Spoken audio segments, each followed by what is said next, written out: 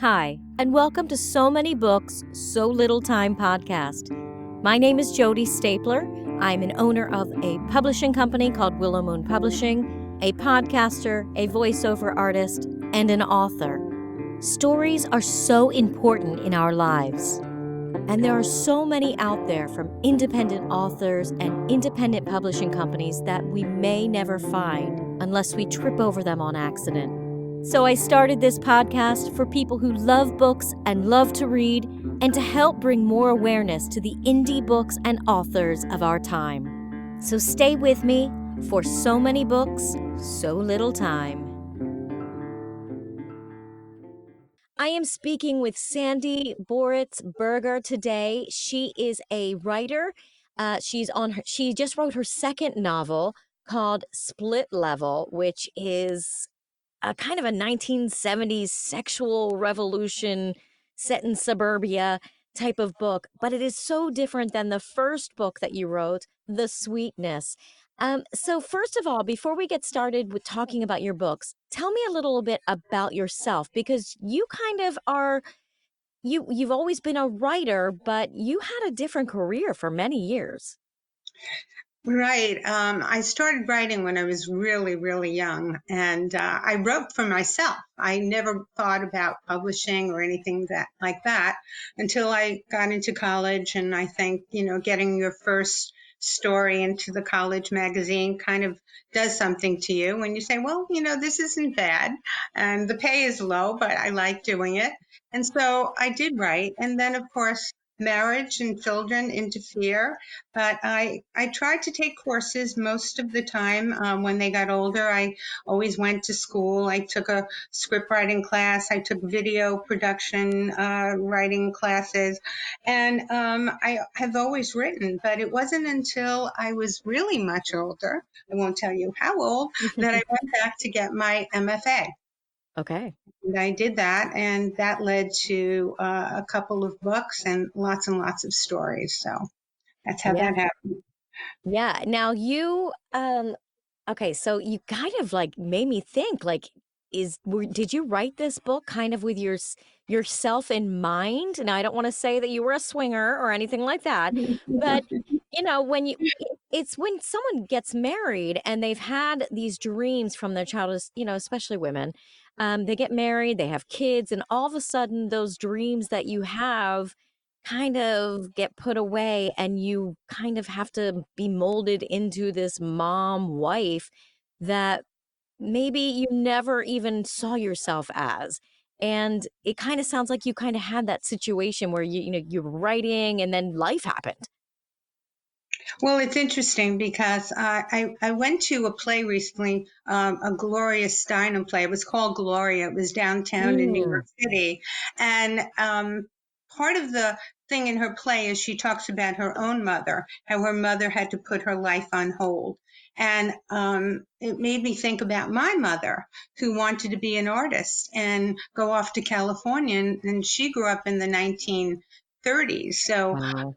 I thought to myself, wow, I remember telling my dad that I wanted to go to college. And he said, well, you can go to local community school because your brothers will go to college. And I said, but I want to go to college. I want to write. I want to teach. And so I think what happens is that you get caught up in, depending on when you were born, you get caught up in either the tradition of that. Um, Also, financial things come into this, Yeah. and but for me, it was I love teaching. I did teach for many years, and but writing was something that I did on my own, and I really just joined a lot of wonderful groups and had a lot of terrific teachers over the years. So, Yeah. Yeah. Now, what gave you the inspiration to write this novel about a time period where, of course, we're just coming out of war-torn world, and of course, going through like the Nixon era and all of that, and yet you're able to take this. Well, it's an interesting time period. I don't even want to delve into it. You tell me, what was your inspiration for going there? Well, I lived the time period, and Yeah. it could have been the 70s was very colorful, very crazy. The music was, I thought, great. The fashions were fun. A lot of tie dye, a lot of jeans. It was, it was really, I think, post Watergate and Nixon, we really got a little crazy because we weren't a cohesive nation anymore. Things were evolving and changing. And so it was a wild period of time. And as a young mother in a community where everything seemed the same, meaning, suburbia, you're in these Yeah. cul-de-sac neighborhoods. And I think for me, I think I was probably misplaced, like dropped down from a cloud and wound up there. And so, in order to survive those times, which at many times were lonely times, I had to be, who I really was, which was somebody who liked poetry, somebody who liked to paint, somebody who liked to decorate. I did both my daughter's rooms from top to bottom when we got there. And then things began to evolve. And as I said, I looked for courses in poetry and playwriting. And so I think I always had that in me. So Yeah. Yeah. Well, yeah, I remember, I was born in 74. So I have childhood of the 70s, and I remember the time period. Of course, the clothing back then, like even little kids were wearing clothes that I don't think people would even imagine putting their kids in today, like little halter tops that just tied around on the top and the bottom and was Right. basically just like a little strip of material. Um, it was a different time period. And I think for people that did not have any experience, especially the younger kids today, to read a book like this, it's almost like mythical that it happened, and especially this close to generations of the younger kids today. Um, Now, I have to tell you, I grew up with parents who got married right before the 70s, and they, you know, were kind of the hippie people. And I remember rumors, like I was the kid that would sit and listen to all the adults talk and pretend I wasn't there so they didn't know I was listening. Right. And I remember all the gossip that they would, "Oh, that so and so are swingers, and did you hear about this?" And I knew way too much as a little kid because of that lifestyle that was going on and the difference in, um, I don't know, culture, I guess, at that time. It's really interesting that you mentioned that because I was a young child in the 50s, in the late Okay. 50s.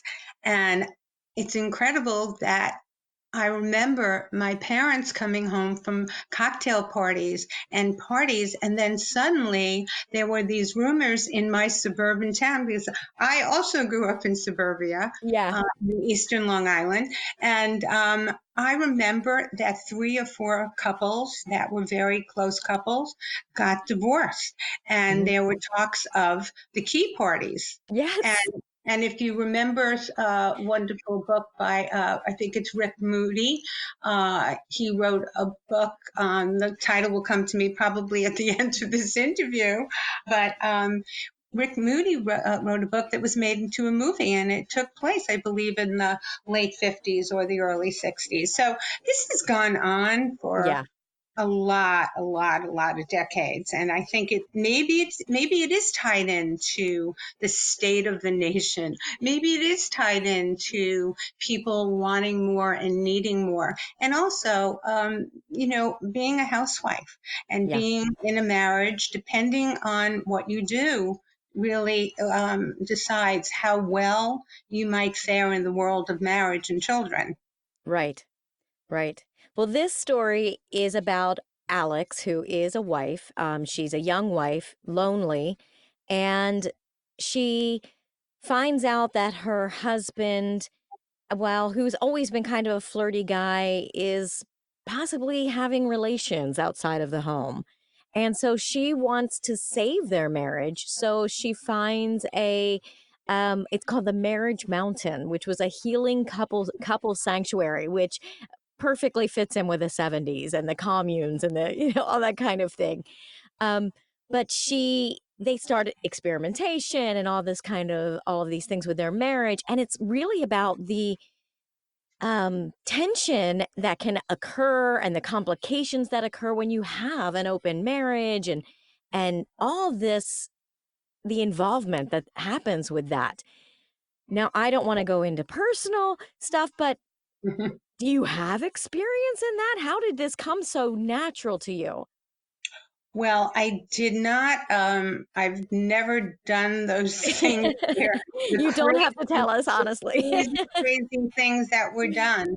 But Yeah, as I said, I grew up um, hearing rumors that yeah, things like this did happen, yes, and I think, um, we had a close group of friends raising our children and going away and vacationing with them, and at times smoking a little weed yeah, and partying and having a lot of wine. Things did happen between certain couples, and that's all I'll say yeah, yeah. at this time. Yeah, yeah. Well, I find it very interesting. I've been reading like different reviews that other people have because I always like to see what other people have thought about the book. And it's funny. One review will be like, "Oh, it's such a great female empowerment book," and has that kind of standpoint. And the next one, it's like, "Oh, the complications of marriage and how tense it is." So each person is taking it takes the book a little bit differently. Um, how do you think it would be taken differently by a woman reading it as opposed to a man? And I say this because when my husband and I are watching movies or watching something on TV and I will say like, "Oh, that guy's such a jerk." And he'll be like, "What are you talking about? She's the one that, you see it I guess according to what sex you are." So how do you think with a man reading this book, he's going to walk away with it than a female? That's a very good question, Jody. I think they'll definitely have different reactions to it. Yeah, I think women will look at it and have more empathy yeah, for the Alex in Split Level, because Alex loves her family, and this is her job for now anyway. She has her dreams, but this is her job, while her husband at the time, Donnie, has frustration. He works in a family business where he sometimes gets blamed for everything that goes wrong, and so he also was very talented, and his dreams of becoming a musician have also been put on hold. So I think men will read the book and have more empathy for him, although mhm, men can also read the book and look at it and say, well, he has this lovely, beautiful wife and these terrific children, and he's a lucky guy. Why doesn't he pay more attention to what he has? So it's really hard to tell. It yeah, really, yeah, I and I don't know if, yeah, I'm sorry. Go ahead. that's okay. I think it probably has a lot to do with, whatever you're gonna take away from the book and your own experiences and where your own psychology is, on different things. So how different was it for you to write Split Level than it was to write The Sweetness? Well, the sweetness was inspired by my family history going back Mm, to World War II. There were characters in the sweetness that were really based on my grandparents, my mm, parents, and two spinster aunts, all during the time of right prior to the war and following the war. So I had to do a lot of research because many of them were gone, but what inspired me was that I found this photo that's on the cover of this sweetness. It's what yeah, you can see. Go to Amazon, you'll see the cover of this right. child. Yes. And she I asked one of my surviving aunts, I said, who is this? And she wouldn't answer me. She actually got very choked up, and I didn't want to push. And Mm, so I called a couple of older cousins, and they said that there was a child in the family, and then a few of them didn't know what happened, and so I did some research, but I also had to make up a great deal Yeah, since this child would have lived, in the 1930s, right, 1940s. right. So it's a So definitely different type of book that you went with this time with the split level. Did you have to research or were you so into you lived the 70s, so how much research do you really need, right? for your, if you're talking about For split research level. was Yeah, well, you know what? It was getting certain dates right, getting the, obviously the post Watergate dates right. It was also getting some. If I was using a song on the radio, I wanted to make sure it wasn't a 1980s song. yeah, So a few times, because I'm older, I might have forgotten, right. and so things like that. Movies, I always love putting a movie in, or there's a time when I think Alex goes into, she's doing the laundry and split level, and she pulls out some movie tickets from Donnie's pocket or jacket, and it's for a particular movie. So I had to obviously research a film, things like that. That's the kind of research that you do, which is fun. Yeah, And I did that. I did that for the sweetness, of course, also because it took place, in the 1940s. So what right. movie was playing, what theater, and things like that. So Right, which is yeah, always important because helps set the stage for the reader and know exactly how and where the time period is and all that. Um, now, with first of all, I want to say I love first of all the cover of the Sweetness, but also the cover of Split Level is awesome too. It has it's kind of like well, basically split personalities of this woman on the front cover. It's the same. She has the same clothes on, but just the way she's positioned on the cover, I liked that. But well, that also, I have to uh, tell you that is a design by Julie Metz, who does a okay, lot of the book for She Writes Press. And when I got the cover, I was like, "Oh my gosh, she got it!" You know what yeah, I'm saying? Even the way she laid out the title and my name, to me it looks like a chimney going up, right, but yeah, yeah. doesn't it? A little It bit, looks a little great, bit. it looks Yeah. great, and it definitely captures the essence of the book as far as the time period with her hairstyle and the clothing and all of that. So where can people find the book and where can they, make sure that it doesn't come out till May 7th, correct? The book will be out May 7th. It's already on sale on Amazon, pre-sale. And yeah, that's where most people are going. But it will be is indie bound, and all of the indie books as well will be selling it. But you can pre-order it now on Amazon, and it will also be, I think, pre-ordered on other big booksellers. Big, Okay. Do you have any plans and for any audiobook?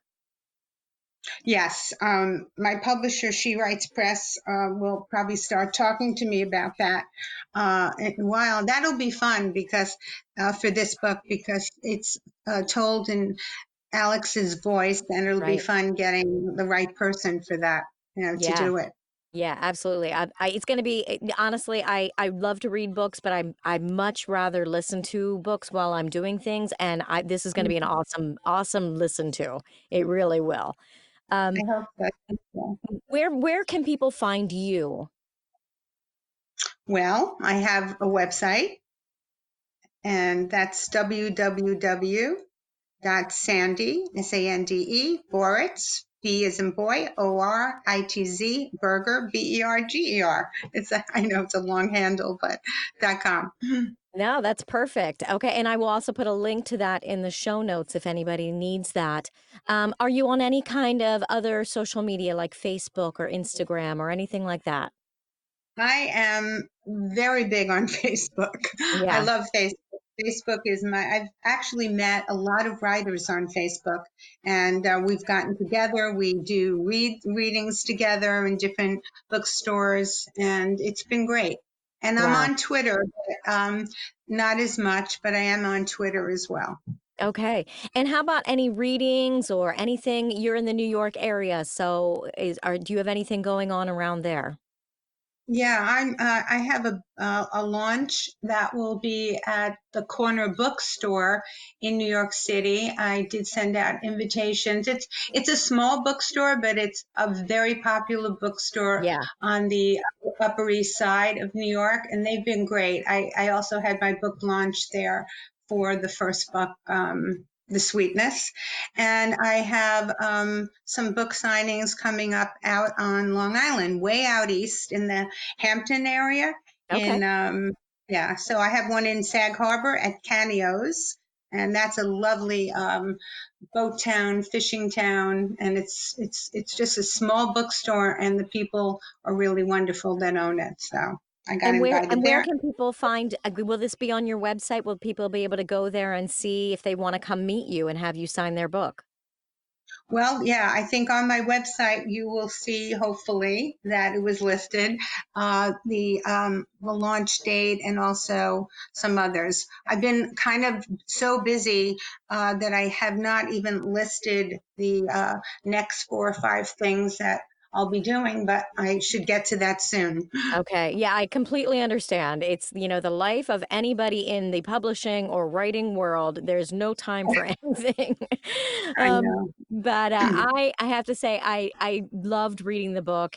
It took me back to the 70s, which as in childhood was a strange childhood, but I think anybody that grew up in the 70s would say that. Um, but it was awesome to read that and really, take it made me think about where, it does happen every couple generations where, you know, um, we go from being very conservative to all of a sudden more, break out and more liberal. And the 70s was definitely a time period where people were breaking out. And this book completely exemplifies that. I think you're right about that. And I think the 80s definitely made a big change, and Yeah. certainly in fashion, because to Yes. me, 80s with the padded shoulders Yeah, and right. that's, and the longer skirts were not my favorite. I was working in New York City then, to being a video producer, and I Okay. did not like the 80s fashions at all. Yeah, yeah. So, I agree. I'm not sure about the 90s, to be honest, because I was an adult in the 90s, but I bet you a kid would be able to really tell you where the 90s was or right, someone my that grew up yeah, in that time period. Yeah. Well, thank you definitely. so much for joining me today, and thank you for telling me about your book. Thank you for writing the book. It really is a great read, and really, especially for someone who really is feels like I'm really big into the feminism thing. This book is actually very much with female empowerment. So, ladies, go out and get this book. And then men, of course, go out and get this book because there's a lot in there for the men as well and having to deal with their own issues in a new marriage and with family and things like that. So, thank you so Thank much. you, Jody. Jody, thank you so much for having me. And you're right, the book has something for everyone. Yes, It really. absolutely. Is there anything you'd like to say about the book or anything before we go? I think you've covered a lot of it. Yeah. I think you've covered the idea of the suburbs and what it was like during that period. And I just hope readers will realize from reading it that love and marriage is definitely not a panacea for happiness. But as women, we have to learn to make our own happiness. It never comes and taps you on the shoulder. Absolutely. I love it. I love it. Well, thank you so much. Thanks, Jody. I'd like to thank Sande Boritz Berger for joining me today and talking with me about her book, Split Level, as well as her book, The Sweetness. And I want to thank you for joining me on So Many Books, So Little Time. Let me know what books you're reading, what authors I should interview, and give me your suggestions and comments. If you appreciate our podcasts, books, music, and our goal of helping others fulfill their artistic career dreams, and would like to see it continue for many years to come, please join our Patreon and become a sponsor at Willow Moon Publishing. Make sure you subscribe to So Many Books, So Little Time podcast so that others can find me and all the great indie books and authors that I'll be sharing throughout this podcast. You can join me on Facebook, Instagram, and Twitter at So Many Books, So Little Time podcast, And you can check my website out at jodystapler.com or email us at somanybookspodcast@gmail.com. Thank you for joining me, and come back next week when we delve into another story.